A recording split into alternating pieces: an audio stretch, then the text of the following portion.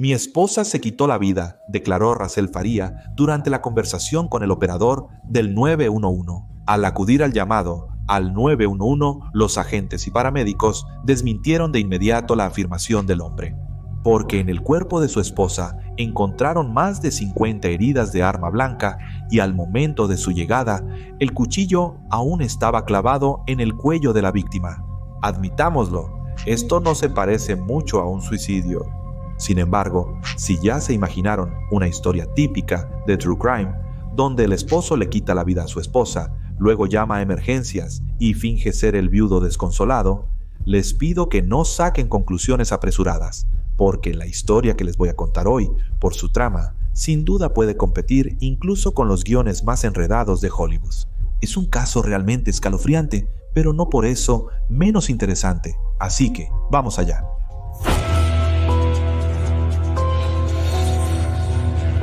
El 27 de diciembre de 2011, Racel Faría, de 41 años, regresó a casa después de pasar un tiempo con sus amigos. Eran cerca de las 21:40 cuando el hombre entró a su casa en la ciudad de Troy, estado de Missouri.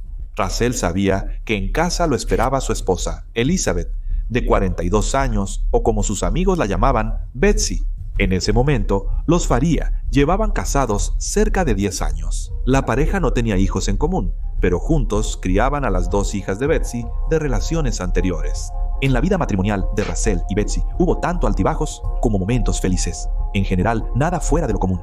Varias veces la pareja incluso se separó por un corto tiempo. Una de esas separaciones ocurrió en 2006. Poco después de eso, los médicos le diagnosticaron cáncer de mama a Betsy. Un diagnóstico tan terrible fue la razón por la que la pareja volvió a estar junta. Eso es genial, porque a menudo, en una situación así, las parejas se separan, por extraño que parezca. A pesar de la enfermedad de su esposa, Russell afirma que fue en ese periodo cuando su matrimonio con Betsy alcanzó un nuevo nivel. Esos años fueron los más felices en su relación. Un dato interesante. Después de mi cáncer, lo digo con una sonrisa, porque ya es cosa del pasado. Estuve 2 años tomando antidepresivos. No es algo de lo que uno deba estar orgulloso, pero tampoco hay nada de qué avergonzarse. Dije que no hay nada, es algo muy extraño, pero así es. De una u otra manera, ahora por primera vez en mucho tiempo, estoy sin ellos, sin pastillas. La doctora de inmediato me recomendó combinar el tratamiento, o sea, las pastillas con la terapia, que fue lo que hice. Fue un buen consejo. En resumen, progreso lento pero constante, con altibajos. Aún tengo altibajos, pero los buenos momentos son más frecuentes. Antes creía que la psicoterapia no era para mí. Lo diría distinto ahora. No era para mí en ese momento y lugar.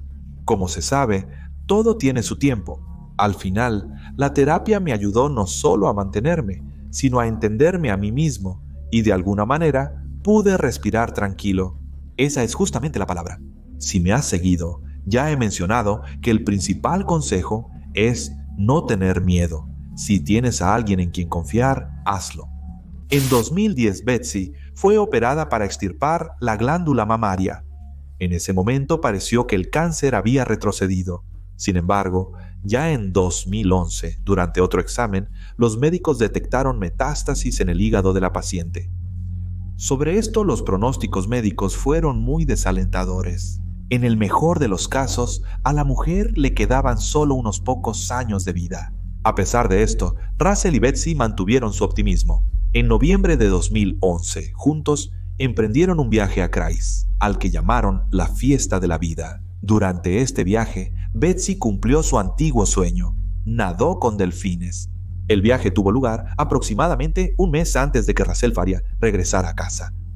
Una noche después de visitar a unos amigos y encontrar a su esposa en un charco de sangre. Cuando Racel apenas entró en la habitación, al principio pensó que su esposa se había sentido mal.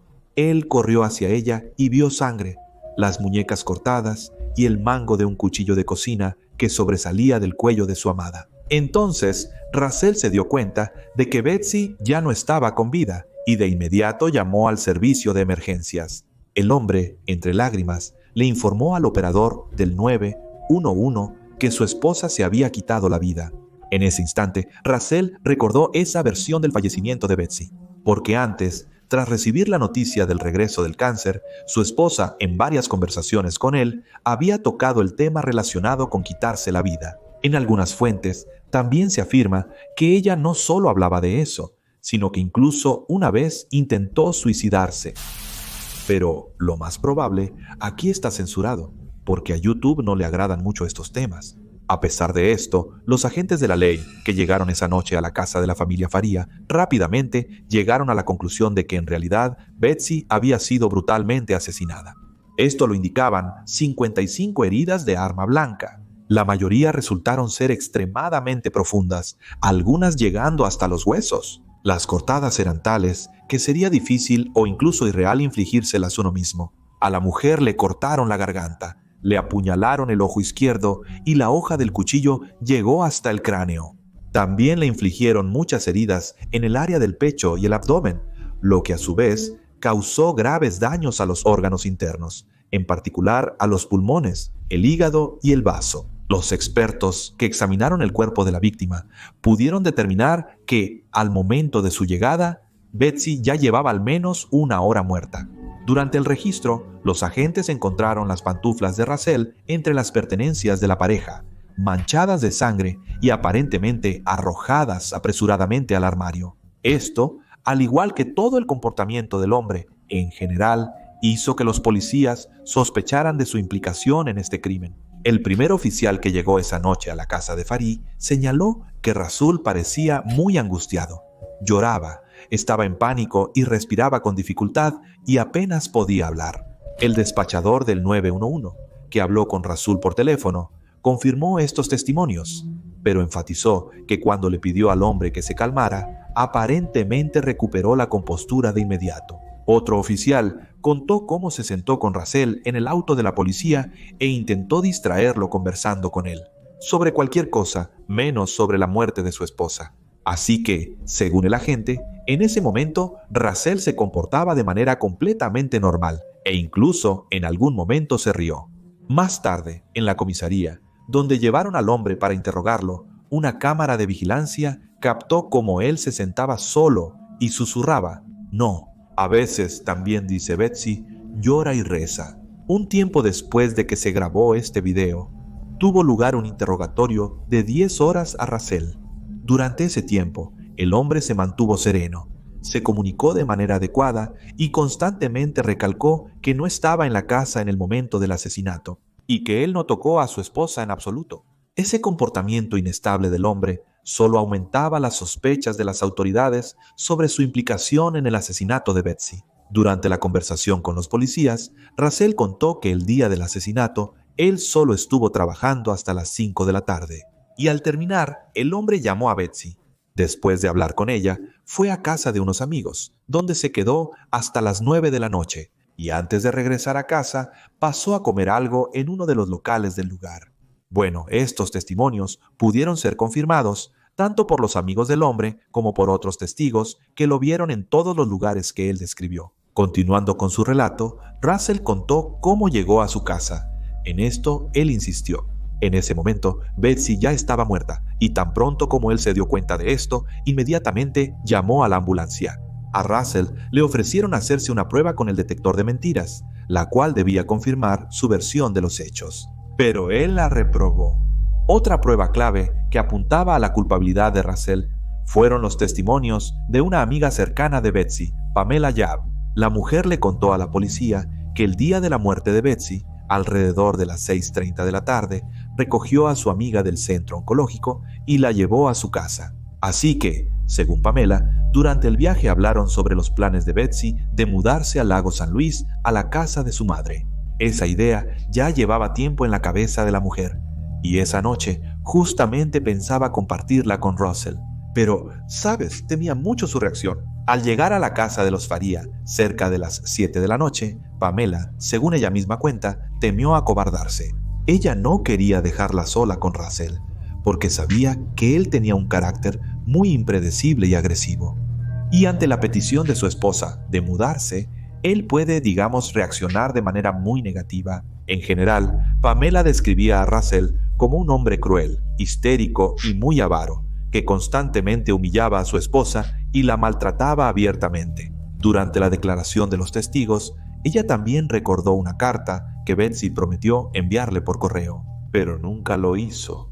La mujer enfatizó que este correo electrónico podría ser muy útil en la investigación del caso, ya que, según entendió de su conversación con Betsy, en él, Betsy describía cuánto miedo le tenía a su esposo. Más tarde, la policía realmente encontró una carta similar sin enviar en el laptop que pertenecía a la fallecida. De verdad siento que Russell planea hacerme algo. Él seguía contándome cuánto dinero recibiría después de mi muerte. Anoche fue terrible. Me dormí en el sofá y desperté con Russell sosteniendo una almohada cerca de mi rostro. Él dijo que quería que yo supiera lo que es la muerte. Debería cambiar mi póliza de seguro de vida. ¿Crees que podría ponerla a tu nombre? Podrías ayudar a mis hijas si alguna vez lo necesitan. Y si algo me pasa, por favor, muestra esta carta a la policía. Además, Pamela le contó a la policía que 5 días antes de su muerte, el 27 de diciembre de 2011, Betsy, después de hablar con su esposo, cambió al beneficiario de su póliza de seguro, cuyo monto era de $150,000. Antes, Russell era el beneficiario, pero Betsy pidió a Pamela reemplazarlo. Ella argumentó su acción diciendo que temía mucho que Russell gastara todo ese dinero solo en él mismo. Según Pamela, su amiga también se quejaba con ella de que durante las peleas con su esposa, Russell constantemente recalcaba que recibiría mucho dinero después de la muerte de su esposa, quien a su vez quería que todo el dinero fuera para sus hijos. Como en ese momento las chicas aún no eran mayores de edad, no era posible hacerlas beneficiarias. Por eso, la mujer decidió poner todo a nombre de una amiga cercana en quien confiaba al 100%. Según la voluntad de Betsy, Pamela después de su muerte debía heredar todo el dinero y entregárselo a las chicas cuando ellas crecieran. Con estos testimonios, las autoridades establecieron rápidamente el motivo del crimen. Ellos consideraban que, como Russell no sabía sobre el cambio de beneficiario, estaba convencido de que recibiría el seguro después de la muerte de su esposa. Por avaricia, decidió matarla y luego interpretar el papel de un viudo triste para así evitar el castigo. Parecía que este caso había sido resuelto y el 4 de enero de 2012 arrestaron al señor Russell. Se le acusó de asesinato en primer grado. Sin posibilidad de pagar la fianza, que era de $250,000, Russell Faría terminó tras las rejas donde debía esperar el inicio del juicio. El propio juicio comenzó en noviembre de 2013. El abogado del acusado, Joel Schwartz, tratando de defender a su cliente, llamó la atención del jurado sobre las serias discrepancias en el caso. Él señaló que ni en el cuerpo del hombre ni en su ropa se encontraron rastros de sangre. El fiscal, por su parte, dijo que el hombre, después del asesinato, simplemente pudo haberse bañado y cambiado de ropa, literalmente. No obstante, según el abogado, su cliente no habría tenido tiempo para hacer eso. Para respaldar su afirmación, Joel Schwartz llamó la atención del jurado sobre los testimonios que dieron los amigos de Russell. 4 hombres confirmaron que el acusado estuvo con ellos la noche del asesinato de Betsy y que se fue a casa solo hasta las 21:00. Además, el teléfono móvil del hombre fue registrado esa noche en el establecimiento al que fue a comer algo después de reunirse con sus amigos. Según el recibo que se encontró en el automóvil de Russell, él hizo compras en ese establecimiento a las 21:09. El camino de ahí a su casa le habría tomado a Russell unos 23 minutos más. Y la llamada al 911, les recuerdo, se recibió a las 21:40. Así que el hombre solo tenía 7 minutos para apuñalar a su esposa 55 veces, darse una ducha, cambiarse de ropa y, bueno, esconder las pantuflas ensangrentadas en el armario. El abogado consideraba que todo eso era imposible de hacer en un periodo de tiempo tan corto. Y además, según las grabaciones de las cámaras de videovigilancia callejera, que ese día captaron a Russell en una de las gasolineras, él llevaba puesta una camiseta naranja y jeans. Llevaba la misma ropa cuando la policía llegó a su casa, así que el hombre no se había cambiado de ropa. Y si él realmente hubiera apuñalado a su esposa varias veces, su ropa seguramente estaría empapada y cubierta de sangre, pero él estaba limpio. A esto, el fiscal declaró que los amigos de Russell simplemente conspiraron con él y están tratando de proporcionarle una coartada al hombre. Él supuso que el acusado pudo haber dejado a sus amigos por un corto tiempo esa noche y haberles dejado su celular. Los amigos y el hombre fueron a una cafetería, compraron comida y usaron el teléfono del hombre. Todo es muy sencillo. Esto explica la existencia del recibo y la información de que el teléfono de Russell fue registrado en la cafetería. Al mismo tiempo, Russell mató a su esposa, después de lo cual regresó a la casa de sus amigos. Después de un tiempo, fue a casa y llamó al 911. Al mismo tiempo, la ausencia de sangre en la ropa del sospechoso fue argumentada por la acusación, diciendo que el hombre simplemente pudo haberse desnudado justo antes de matar a su esposa, luego tomar una ducha y después volver a vestirse. La policía no encontró sangre en el sistema de alcantarillado, ni en general ninguna prueba que confirmara la versión de que después de la muerte de Bessie, alguien en la casa de Fari utilizó la ducha.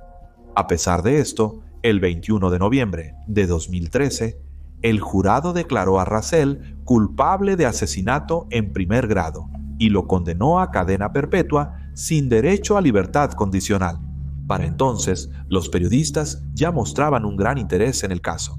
En febrero de 2014, un artículo fue publicado en una de las revistas. En ella se informaba que las hijas de Betsy Faria habían presentado una demanda contra Pamela Yap. Las demandantes afirmaban que la mujer se había apropiado de todos los pagos que recibió tras la muerte de su madre. El artículo era bastante extenso y además de esta información, también se contaba que durante toda la investigación del asesinato de Betsy Faria, Pamela Yap constantemente daba a las autoridades testimonios, por decirlo suavemente, muy contradictorios. Al principio, ella afirmaba que se despidió de Betsy cerca de su casa y se fue a la suya. Después relató que, de cualquier forma, ingresó brevemente a la sala del hogar. Luego volvió a cambiar su relato, declarando que esa noche pasó algún tiempo en el dormitorio de la víctima. Además de esto, Yap empezó a afirmar que tuvo relaciones sexuales con Betsy. Y Russell, al enterarse de esto, la víspera del asesinato, se enojó mucho con su esposa. La mujer también dijo que recientemente recordó un detalle importante. Según sus palabras, ese día cuando llevó a Betsy a casa, vio un auto en el que estaban sentados Russell y otro hombre desconocido. Todos estos detalles, la mujer empezó a contarlos después de que se supo que, poco antes de la muerte de Betsy, el teléfono de Pamela Hupp fue registrado cerca de la casa de la familia Fari. Considerando estos detalles, la defensa de Russell solicitó una nueva revisión del caso. El 15 de junio de 2015, el hombre fue liberado bajo fianza. Durante las nuevas audiencias, un perito declaró que la carta encontrada en la computadora de Betsy, en la que supuestamente la mujer escribía sobre la crueldad de su esposo, era falsa. Apareció en la computadora de la mujer 5 días antes de su muerte y fue creado en un programa que nunca estuvo instalado en esa laptop. De hecho, por eso el perito llegó a la conclusión de que fue transferido allí desde otro dispositivo. Y lo más probable es que la fallecida no lo haya escrito. La información de que el estilo de la carta no coincidía con el estilo en el que normalmente escribía o hablaba Betsy también fue confirmada por sus amigos. Además, durante el juicio, el abogado de Russell comenzó a interrogar a Pamela Hupp sobre por qué no entregó el dinero recibido después de la muerte de Betsy a sus 2 hijas. La mujer respondió que depositó $100,000 en un fondo fiduciario para las chicas. Los otros $50,000 se los entregó a su amiga con cáncer de mama. Sin embargo, cuando Pamela se enteró de que Russell fue condenada a cadena perpetua, retiró el dinero del fondo. A la pregunta lógica de por qué, Pamela dijo que el testimonio y la desconfianza de las hijas de Betsy hacia ella la entristecieron mucho. Así es, además de esto, en ese momento su propia madre murió de la enfermedad de Alzheimer. Y Pamela, como ves, necesitaba dinero para el funeral. Además, ahora al testificar, la mujer cambió su declaración inicial y afirmó que la propia Betsy, en vida, supuestamente le dijo que no estaba obligada a dar el dinero a sus hijas, sino que podía disponer de él. Bueno, básicamente, como ella misma considerara necesario. Poco después de que Pamela dio este testimonio, la oficina del sheriff recibió un informe de que la madre Hobb realmente había fallecido en octubre de 2013. Sin embargo, un anónimo afirmó que la verdadera causa de su muerte no fue una enfermedad en absoluto. La señora Shirley Neumann, madre de Pamela, vivía en el tercer piso de una residencia para personas mayores. La mujer padeció demencia y artritis por un largo periodo. Allí, ella podía estar bajo la supervisión constante del personal médico. Pamela Jabb de vez en cuando visitaba a su mamá. El 29 de octubre de 2013, la señora Shirley tuvo un fuerte dolor de espalda, así que Pamela se ofreció a llevarla al hospital. La hija pasó el día y la noche con su madre en el centro médico, y el 30 de octubre, alrededor de las 17:00, Pamela llevó a Shirley de regreso a su casa. Al día siguiente, a las 14:30, encontraron a Shirley muerta bajo el balcón de su habitación. La policía que llegó al lugar concluyó que cuando la mujer salió a tomar aire fresco al balcón, perdió la orientación, no pudo sostenerse y cayó desde lo alto, lo que provocó su muerte. El hecho de que durante la autopsia del cuerpo de Shirley se encontrara en su sangre una dosis de sedante que superaba la norma por 8 veces, no fue tomado en cuenta por la investigación. En absoluto, la vida de Shirley estaba asegurada, y Pamela Jabb, al igual que sus hermanos y hermanas, después de la muerte de su madre, recibieron $10,000 de la compañía de seguros y además cerca de $120,000 en inversiones que pertenecían a Shirley. Así que la investigación del caso se reanudó después de que se recibió una carta anónima. La policía interrogó al personal del establecimiento donde vivía Shirley y a uno de sus hijos. Todos ellos aseguraron que la fallecida era muy inestable y que perfectamente pudo haberse tomado las pastillas y luego haberse caído. Finalmente, después de una nueva investigación, los detectives volvieron a la conclusión de que esta muerte fue un accidente. Sin embargo, considerando las nuevas circunstancias del caso, en noviembre de 2015, el tribunal finalmente absolvió a Russell Farí y el hombre quedó en libertad. Pero las autoridades no se apresuraron a arrestar a Pamela Jabb. Es más, el tribunal que examinó la demanda de las hijas de Betsy Farí se puso del lado de Pamela y le permitió quedarse con todo el dinero que recibió tras la muerte de la mujer. Pero el abogado de Russell Farí, Joel Schwartz, seguía creyendo en la culpabilidad de la señora Jabb. Él seguía trabajando activamente en el caso e insistía en que los fiscales del distrito este de Missouri revisaran el caso del asesinato de Betsy. Durante una llamada telefónica con los fiscales, Joel Schwartz enfatizó que si no lo hacían a tiempo, pronto aparecerían nuevas víctimas. Tristemente, esas palabras resultaron proféticas. El 16 de agosto de 2016, una mujer llamó al 911. Ella denunció un robo con allanamiento. La policía fue inmediatamente al lugar. Llegamos a la llamada por un robo violento. En el camino nos informaron que la víctima había disparado al atacante. Actualmente se está llevando a cabo una investigación activa. Cuando los policías llegaron a la casa donde ocurrió el crimen, vieron el cuerpo de Louis Gumpenberger, de 33 años, tirado en el suelo del pasillo. Era un residente local que en 2005 sufrió un accidente y resultó gravemente herido. Cojeaba, su mano izquierda apenas respondía y sus capacidades cognitivas se habían deteriorado significativamente.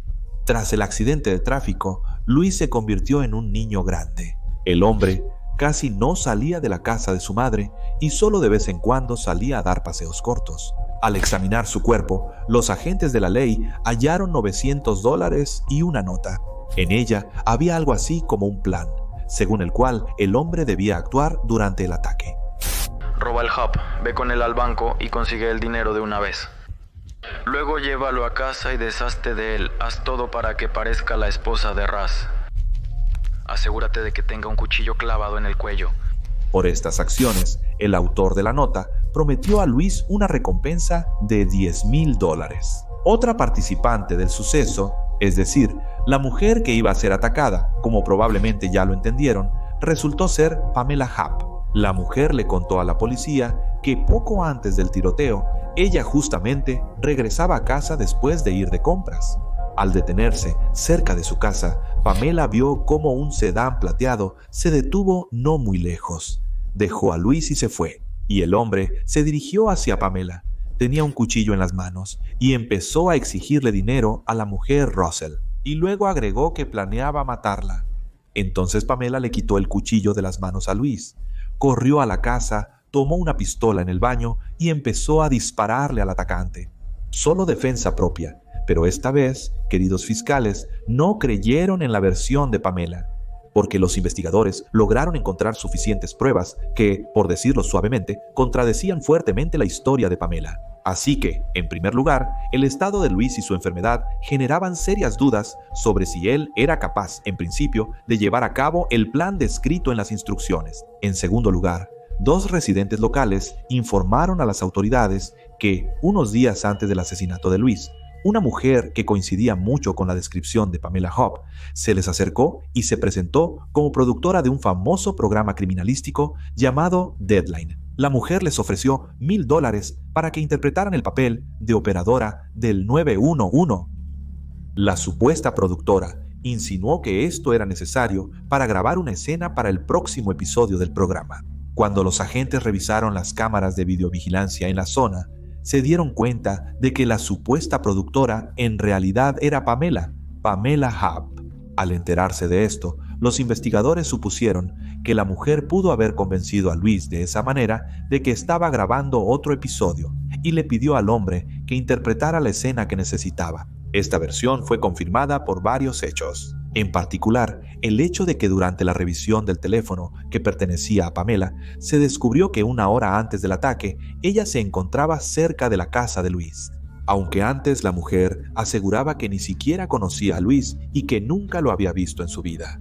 En la casa de Pamela hallaron un billete de $100, cuyo número de serie coincidía con el dinero intacto encontrado en el cuerpo del fallecido. Y otra prueba que demostraba la culpabilidad de la mujer fue que los investigadores lograron establecer que el cuchillo que supuestamente Pamela le quitó de las manos a Luis y el papel en el que estaba escrita la instrucción que debía seguir el atacante fueron comprados, ¡oh Dios, qué sorpresa!, por la misma Pamela en una de las tiendas locales. Según la policía, el motivo del crimen fue el deseo de Pamela Hobb de volver a encarcelar a Ras Lafari y así finalmente desviar de sí misma cualquier sospecha de estar involucrada en el asesinato de su esposa. Pero la mujer cometió un grave error de cálculo. No sabía que Luis estaba gravemente enfermo y pensó que culparlo completamente sería bastante sencillo. Pero debido a que las capacidades mentales de Luis eran, mucho más bajas que las de la mayoría de las personas, los agentes de la ley de inmediato supusieron que él no podía haber atacado a Pamela y empezaron a investigar activamente el caso. El 23 de agosto de 2016, cuando todas las pruebas fueron reunidas, Pamela Hobb fue arrestada y acusada de asesinato en primer grado. Durante el interrogatorio, la mujer solicitó ir al baño. Allí se clavó un bolígrafo en el cuello y la muñeca, intentando así quitarse la vida.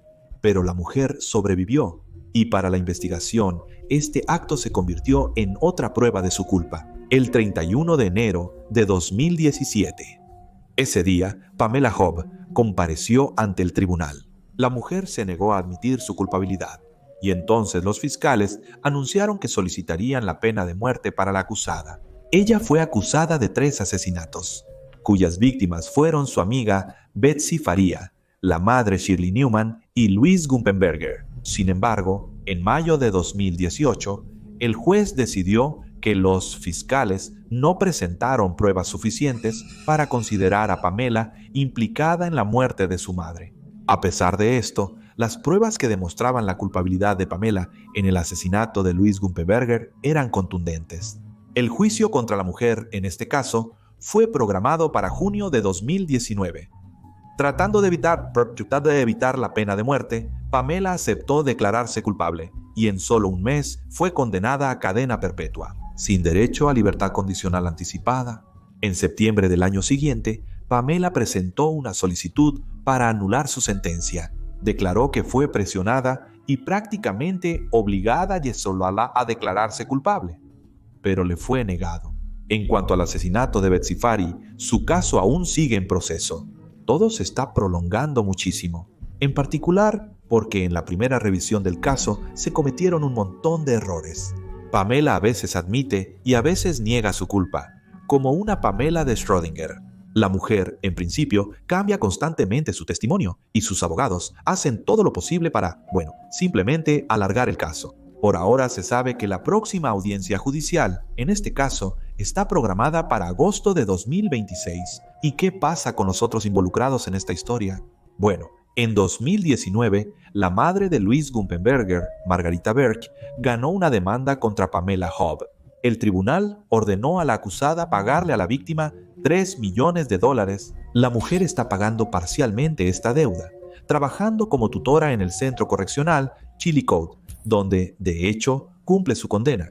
Al mismo tiempo, el señor Rassel Fariam recibió en marzo de 2020 una compensación de más de $2 millones por su condena injusta. Así es, queridos, ¿qué puedo decir? Elijan a sus amigos con inteligencia, algo así. Cuídense, cuiden a sus seres queridos y nos vemos en el próximo video.